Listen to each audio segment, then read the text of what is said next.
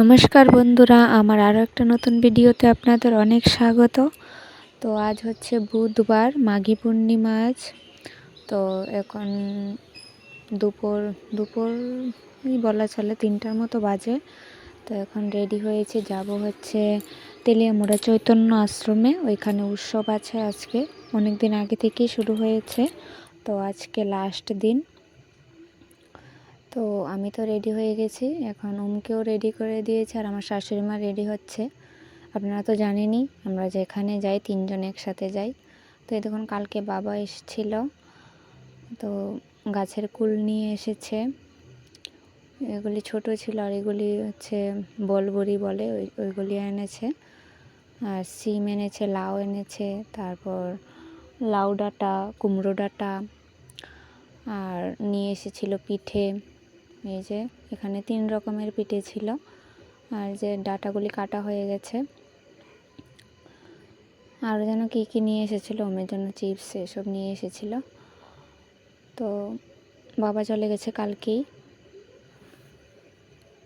কারণ গাছে এগুলি হয়েছে, তো তারা একা একা খেতে ভালো লাগছিল না, মেয়েদের দিয়েই খায়। বড় বোনকেও দিয়েছে, আমাকেও দিয়ে গেছে। তো এই যে দেখুন, আমরা আশ্রমে চলে এসেছি।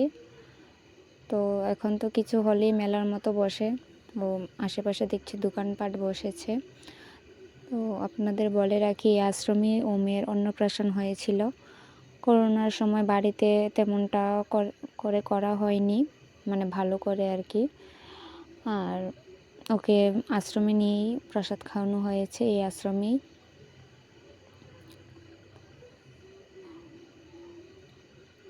তো আপনাদের লাস্টে একটা ফটো দিয়ে দেব, ওই আশ্রমে এসেছে, মানে অন্নপ্রাশনের দিনের একটা ফটো দিয়ে দেব লাস্টে। আশ্রমটা অনেকটা বড়, মানে এখানে বৈষ্ণব থাকেন, সব সময় থাকেন। সবসময়ই মানে অন্নভোগ করা হয়। যে সময় আসবেন পাবেন, মানে দুপুর টাইমে যে সময় প্রসাদ দেওয়া হয় আর কি, ওই সময় পাওয়া যাবে। আর এখানে অন্নপ্রাশন বলুন, মানে বিভিন্ন অনুষ্ঠানও হয়। এই যে এখানে উৎসব হচ্ছে নাচ মন্দিরে। আমরা এর আগে আসিনি, আমার শাশুড়ি মাও বলছেন যে এর আগে আর আসেনি, এই প্রথম। আমিও মানে কালকে বায়না করছিলাম, কালকে আবার ননদের বাড়িতে গিয়েছিলাম, তো আজ আবার বায়না করছিলাম যে আমাকে নিয়ে যাবেন কিন্তু উৎসব দেখব। আর আমার খিচুড়ি প্রসাদও খেতে খুব ভালো লাগে, তাই আরও ইচ্ছা হচ্ছিল আসার জন্য। তো শাশুড়ি মাও নিয়ে এসেছে।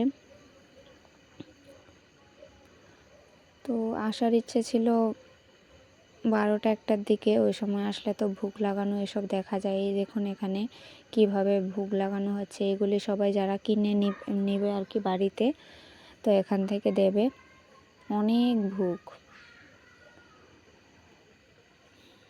তো আসতে পারিনি 1টা-2টার সময়, কারণ কালকে তো বিয়ের ডেট আছে।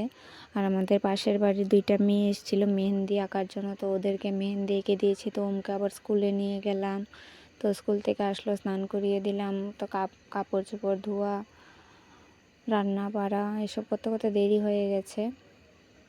আমি শুধু ভাতটাই করেছি, শাশুড়ি মাই করেছে রান্না। তাও কিছু তো এগিয়ে দিতে লাগে, রান্নাঘর মোছা, বাসন কোসন ধোয়া এসব করতে করতে দেরি হয়ে যায়। তো আর বেরোতে পারিনি এর আগে। তো আমরা বেশি দেরি করিনি, এখানে একটু বসেছি, তারপর প্রসাদ খেয়ে চলে এসেছিলাম। তো দেখতেই তো পাচ্ছেন কত মানুষ, তো বেশি ভিডিও করতে পারিনি ভালো করে। প্রচুর মানুষ, আর অনেকটা জায়গা নিয়ে, পিছনেও অনেক জায়গা আছে, মানে বৈষ্ণবরা যে থাকার জায়গা আছে, রান্নার জায়গা আছে, একটা পুকুর আছে, বাথরুম আছে, জলের ট্যাঙ্কি আছে, অনেক কিছু আছে। তারপর তো এই আশ্রমটা নাচ মন্দিরের উপরে আবার দোতলা করছিল, মানে এটা এখনো করা হয়নি। দেখছিলাম সিঁড়ি করা হয়েছে, ওই যে ওইদিকে সিঁড়ি করেছে।